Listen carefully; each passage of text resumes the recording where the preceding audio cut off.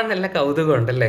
എനിക്കും കുഞ്ഞുനാളെ തോന്നുമായിരുന്നു twin pregnancy ആണെങ്കിൽ എളുപ്പമല്ലേ, ഒറ്റയടിക്ക് 2 കുട്ടികളെ കിട്ടുമല്ലോ, നല്ല രസമായിരിക്കുമല്ലോ എന്നൊക്കെ. പക്ഷേ ട്വിൻ പ്രഗ്നൻസി എന്ന് പറയുന്നത് very very high risk pregnancy. Twin pregnancies തന്നെ ഏറ്റവും സിമ്പിളായിട്ട് നമുക്ക് 3ആയിട്ട് ഡിവൈഡ് ചെയ്യാം. ആദ്യത്തേതാണ് DCDA, അതായത് 2 പ്ലാസൻ്റെയും 2 സഞ്ചിയുള്ള ട്വിൻ പ്രഗ്നൻസി. പിന്നത്തേത് MCDA, അതായത് 1 പ്ലാസൻ്റെയും 2 സഞ്ചിയുള്ളത്.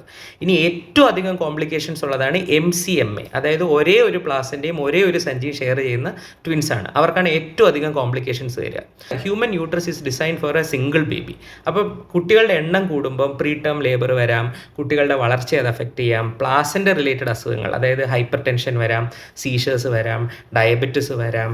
അതുകൊണ്ട് തന്നെ ട്വിൻസ് ആയി കഴിഞ്ഞാൽ ഞാൻ എല്ലാവരോടും പറയാറുള്ള കാര്യം, റെഗുലർ ആയിട്ടുള്ള ഡോക്ടർ അപ്പോയിൻമെൻറ്റ്സ്, ഫോളോ അപ്സ് വളരെ സ്ട്രിക്റ്റ് ആയിരിക്കണം, സ്കാൻസിൻ്റെ എണ്ണം കൂടുതലായിരിക്കണം, ഡോക്ടേഴ്സ് പറയുന്ന കാര്യങ്ങളെല്ലാം അതേപോലെ ഫോളോ ചെയ്യണം, കൂടുതൽ പ്രോട്ടീൻസ് നമ്മുടെ ഡയറ്റിൽ ഇൻക്ലൂഡ് ചെയ്യണം, നമ്മൾ എക്സസൈസുകൾ ചെയ്യണം. അതെല്ലാം കറക്റ്റായിട്ട് ഫോളോ ചെയ്യേണ്ട ഒരു കണ്ടീഷനാണ് ട്വിൻ പ്രഗ്നൻസി എന്ന് പറയുന്നത്. നമ്മൾ എത്രയൊക്കെ ശ്രദ്ധിച്ചാലും കോംപ്ലിക്കേഷൻസ് വരാൻ എപ്പോഴും സാധ്യത കൂടുതലാണ്. യൂഷ്വലി ട്വിൻ പ്രഗ്നൻസി ഒരു 36-37 വീക്സിനുള്ളിൽ തന്നെ ലേബറിൽ പോകും. വജൈനൽ ബർത്തിന് പറ്റുന്ന രീതിയിലാണ് അവരുടെ പൊസിഷൻസ് എങ്കിൽ. ഇല്ലെങ്കിൽ തന്നെ ഒരു 37 ഒക്കെയാണ് മാക്സിമം. DCD ഒക്കെ ആണെങ്കിൽ 37-38 ആകുമ്പോഴത്തേക്ക് ഇൻഡ്യൂസ് ചെയ്യാമെന്ന് ഡോക്ടേഴ്സ് പറയും.